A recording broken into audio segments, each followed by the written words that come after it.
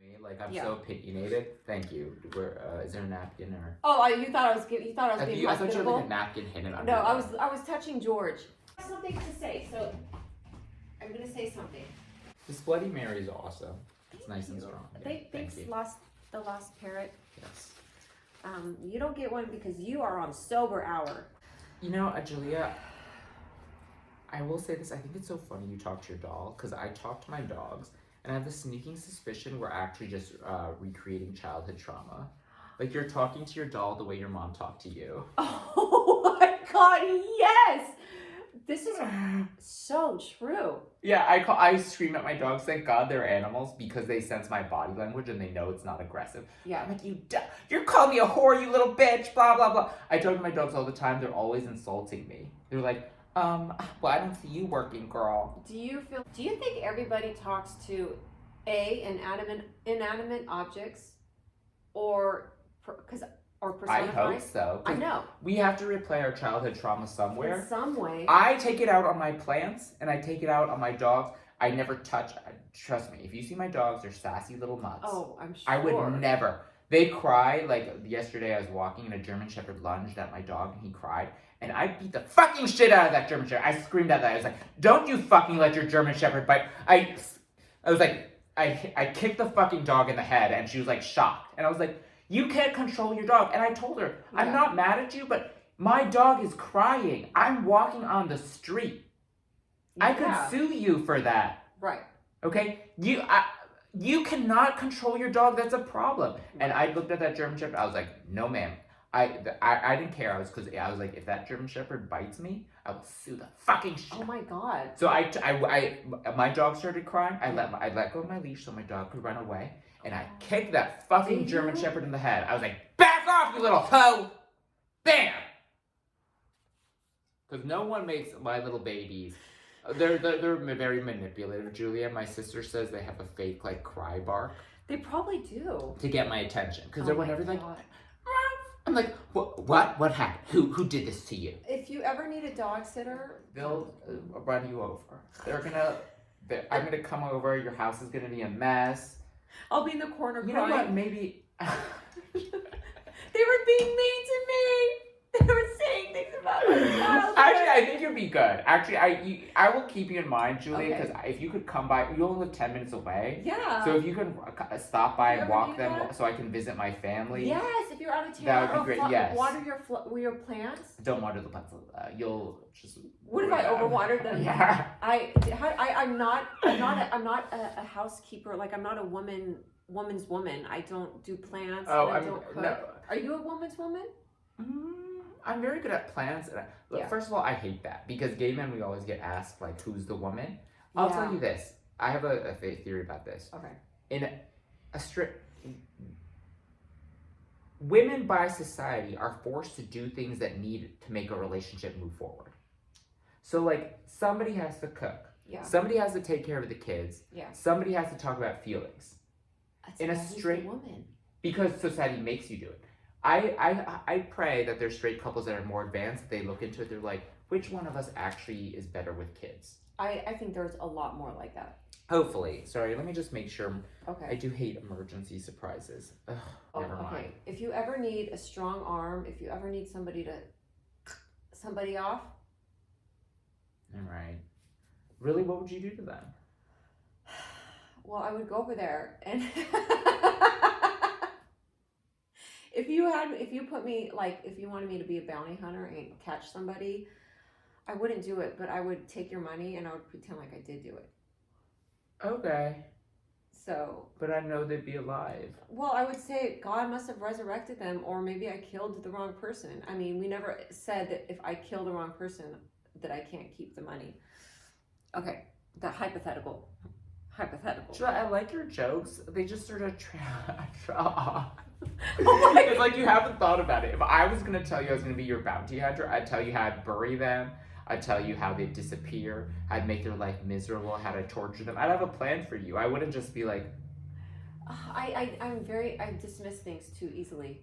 I wonder if this is why I never really get further ahead in the next thing in my life because I just dismiss things away.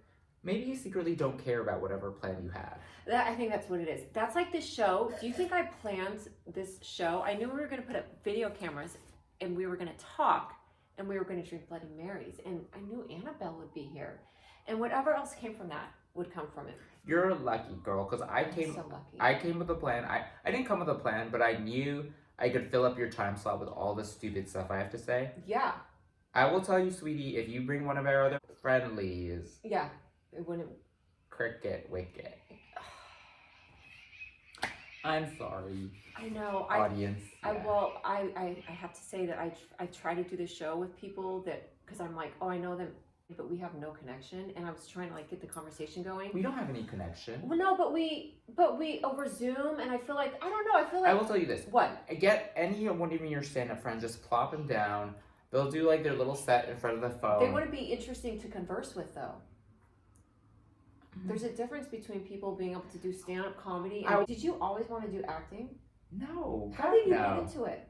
Oh, this is a fun story. So I think this is going to help distinguish me maybe from other people from the acting in that. So first of all, I would go to therapy and I would tell stories about my life. And one day my therapist looks at me and I'm like, you don't have anything to say? I just spent like 15 minutes talking to you. He's like, oh, Isaac, you're just so entertaining. You should think about YouTube. I'm like, okay, so my life's entertaining. That's nice. And I just filed that away. I was like, oh, I can't. This is so stupid. Obviously, I'm too old to be on YouTube, you know? So I filed it away, but I was like, that's weird that he would say that. Mm. Then at work, I was getting pummeled with critiques that my face was too expressive, that I stood out too much, that I was too opinionated. If you're telling me a plan and I think it's a bad idea, my face will go, oof. It just naturally, God bless my dumb heart, it just does it. And then that's how, then like a light bulb went off and you thought you should do acting? Which is yeah, I was doing acting because all my critiques, I said, in which scenario would me being dramatic, expressive, and opinionated be something people would like? It was actually stand-up at first. I was going to say stand-up. So I went to stand-up. Okay. And I couldn't do stand-up because I don't have the heart for it. Whenever I did stand-up, I was either degrading myself, which I don't want to do. Yeah. Or degrading somebody else. Yeah. Which I didn't really want to do either. Sometimes I like it if they don't hear it. But like, I didn't want to do it. And like, so acting has always been a therapy for me. It was for me to take all the flaws. I got voted most dramatic in medical school. And I made a campaign against that because I didn't think I was dramatic. And then everyone was like, that's dramatic. That's so dramatic to make a campaign against. Yes, about not being dramatic. Yeah. So like basically all I did was take all my flaws and say, in what type of world would maybe these flaws be like a gift and not be like a curse for that they're trying to like squeeze out of me? Yeah, or change or yeah. I just needed to find a place where like finally people would be like, okay. And then I met up with Leslie at the Leslie Kahn Institute, and she meets with me for the first time, and I was like, okay, maybe if I'm really terrible, she'll let me know. And you know, I don't think she would have ever done that. But I do this scene, this gay Shakespeare scene, not Shakespeare, but something really old about gay men in love or whatever. She looks up, she's like, what the fuck is this? She's like, I can't. She's like, I don't know what your acting is, but I can't with this material. Let me think of something for you. So she goes, clickety clack clack. She's like, I think you can play this character.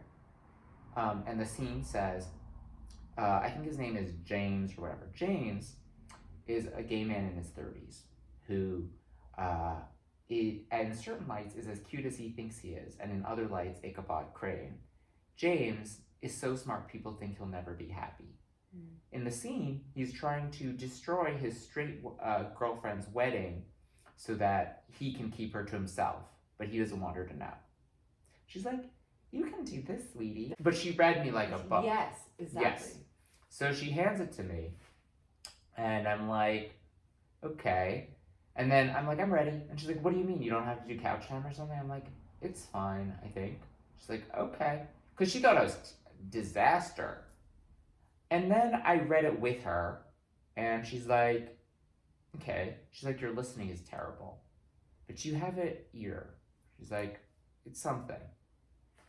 And that's how I started an acting class. And acting class was terrible for me for many years. Yeah. But like I said, I have a drive. But like one day in class, we were watching. Do you know A Streetcar Named Desire? Oh yeah. It's an older. Yeah, way and older everyone movie. was jumping on Blanche, right? Okay. They're like, Blanche is the older sister who moves in, right? I remember the show, but I don't remember the show. I remember the name of it. Well, the story I think Yeah. is, if I remember correctly, is Blanche is this debutante from the South. She's older Okay. now.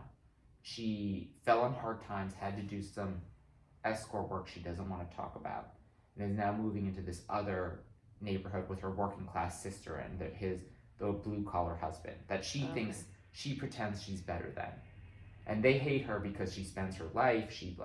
She makes this paper lantern. She's like, "Isn't it gorgeous, guys? It's Hollywood," and they hate her. And it ends with, I think, the husband sexually assaulting her, Oh. and then her being sent to a mental asylum after she complains he calls her crazy. It's very sad.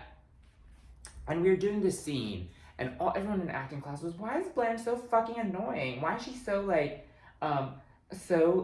thinking she's better than everyone else and everything? And I said, whoa, guys, isn't that what people do on Instagram nowadays? Create a fantasy? Little did I know my class was all Instagram influencers trying to make it. But after that, the class turned on me. They said I was a bitch. They said I was snarky. They said I could only play roles where I was a snarky bitch, gay friend. What did the teacher say? The teacher didn't know what to say because he had to let the class do what the class had to do. Yeah. He felt bad for me. I think at one point he's like, Isaac, you're funny, you're different. I was like, what does that mean? He's like, what I told you. He said, you're like a little bit like an alien from outer space. I never know what's going to come out of your mouth. Yeah, I think that's... I didn't know yet that I still felt bad because I was like, is this a nice way of telling me I suck? Oh, And he comes up and he's like, Isaac, when I graduated acting class, there were 3 white guys and there was another guy. And he didn't say how the other guy was different. He's like, when we were casting for school plays, we were in demand because every theater production needed a white, straight, handsome white guy to play a role. And this guy never got anything. He's like, now we're working in the real world. This guy gets booked for what he delivers specifically. And it's really hard to stand out as a handsome, straight white guy, which is boo-hoo for straight white guys. But he was trying to be nice. I could tell he genuinely was confused by me. And by the way, the truth is I was a terrible actor. I was. I didn't know. I'd never done it. I wasn't one of those little white kids who have been doing plays my whole life. Yay, man. I was in Hello Dolly in middle school. Yeah, I'm very codependent. I'm very aware when Tyler's happy and not happy. I'm like, okay, he's not happy today. Okay. My case in acting primarily is high organic. I need a high organic. Yeah. Because if I don't believe it, I'm very easily bored. Oh, yeah. So whenever I look at my own acting, you'll see I've been working on my organic for the last 4 years. It's got more and more organic. Okay. But I will let go of the technical to hit the organic. You have to, I think, right? I think so too. I think because everyone and their mother can recite technicals. Yeah. I think my point being everyone's watched TV. Everyone's like, Isaac, you weren't that excited, okay? I'm like, yes, I know. But me giving the story of how I get excited and what I bring and how I seem excited, no one can answer that question for me. They can just tell me the obvious, that you need to be more excited. I've been with Tyler so long, I can smell it, but it took me a while. I can smell. Yeah. And not smell. Smell's just a weird term. But I can hear. Sense. I pay attention to subtext. I will tell you, Leslie once had this. She pulled me aside, and I'm like, Leslie, I don't know if I'm good with Tyler. He's too nice. And she smiled. She's like, you're not listening to Isaac. You're not listening. She's like, I can get you another teacher who can make you hear what they have to say. Maybe you need a little more force. Mm-hmm. But Tyler has been telling you exactly what you should be doing. You're not listening to what he has to say. And she was right. Wow. She's like, pay attention to what he's trying to say. Yeah. And now that I do have an understanding. And I agree with you, He expects yes, he expects not more out of me, but he sort of knows where my base, so Yeah. he just like pushes it up. Yeah. Like I said, he's not wrong in that the longer you stay, you must like whatever he has to offer. He offers Yeah. something very specific, and Yes. yes, Yeah. and it's I love Tyler, obviously. Mhm. But we had our ups and downs. Like in the beginning, Mm. I was refusing to listen to him, which Yeah. was Leslie's point, and she was correct. I had decided I didn't want to listen to him. Yeah. Well, here you are now, and this is going to be on. Yes, here I am now, Yeah. a loser actor. Hey, you're on the Bologna Sandwich Show. Yes, with no bologna sandwiches Yeah. and Yeah. a weird death doll Death doll. and Bloody Marys we got from the cafe. Yes, I'm on the first episode that will Yeah, this is episode. never see the light of This day. is episode 1. But who knows? 1. If we're very, very lucky, there will be someone who's hears something we said and it will spur them to do something Yeah, it'll affect positive in this world. Maybe they will become. They're like, I am gay. I'm a politician, and I changed my office to Downton Abbey decor. Does that mean I'm gay? And then all of a sudden, But I don't want those gays. I know you don't want them. Julia, I don't really I care want about- you to date them.